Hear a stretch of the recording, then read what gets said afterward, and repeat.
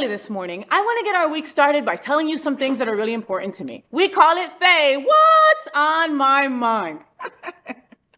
Furries are on my mind. I have to laugh because, I'm all about educating, right? So furries are on my mind, okay? I have learned a lot from my kinky brother, Lumination, right? He has shown me about boundaries and the leather community, right? So I want to be open and learn about how other folks express themselves. And furries are one of those folks that I have always been kind of like curious about, right? Furries have always interested me. So I thought furries were like a weird fetish thing. And I read a bunch of stuff that portrays furries as sexual fetishes, united by a common interest in sex and animal costumes. But here's the thing. Evidence suggests that a lot of those stereotypes are actually wrong. Very few furries think sex and animal costumes is a good idea, for example. So let's learn about the furry community today, and hopefully we'll clear up some of these misunderstandings that we've heard about them, right? So being a furry means that you run around in a fursuit all the time, right?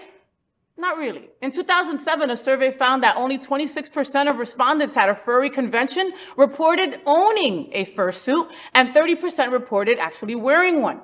Okay, another survey found that tails are the most commonly owned fursuit component.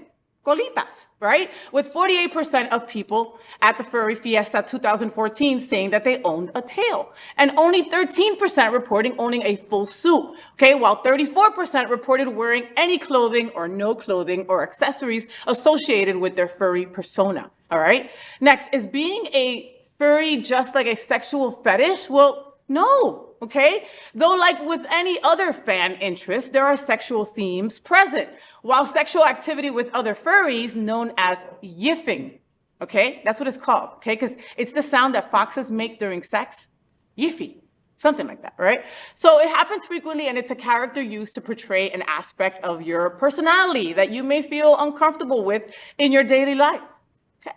So what is a furry then, if that's not what it is? Well, in the broadest sense, a furry is someone with an interest in animals, okay? That is animals who have been given human characteristics, like the ability to talk or walk on their hind legs, something like that. It's a curiosity, right? Okay, so what is a fursona? F-U-R-S-O-N-A, a fursona, right? So a fursona is a furry-themed avatar, okay, that furries use to represent themselves when interacting with other members of the fandom.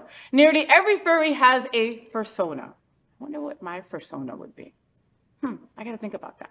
So being a furry isn't really about sex, all right? So what do furry fans actually do then? Well, you can enjoy furry fan activities at furry conventions. In each case, the analogy to science fiction and comic book fandoms is strong. Fan art is an important part of furry fandom, just as it is for comic book fans, all right? And lastly, do furries think that they're animals?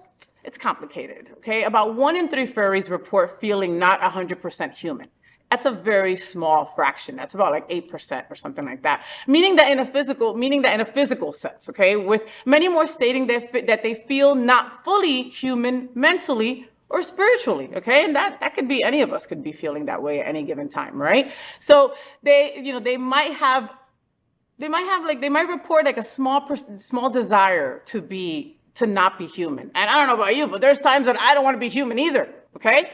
Furries and other people who identify as non-human to some substantial degree are known as otherkin, okay? Or therians, all right? Or other kin who identify with in whole or part. And actually existing species that live or have lived on Earth, like wolves are the most common.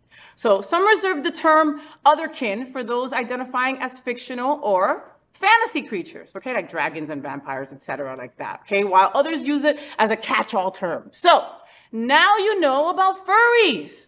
Go explore, go have fun. You never know. It might be the next thing that makes you happy or the next thing that puts a smile on your face. And that's what it's all about, especially with so much stuff being thrown at us right now. Become a furry and tell me about it. So, did you enjoy the show? I know you did. So make sure to click subscribe so you won't miss any of the events, news, or interviews right here on the FayWhat's show.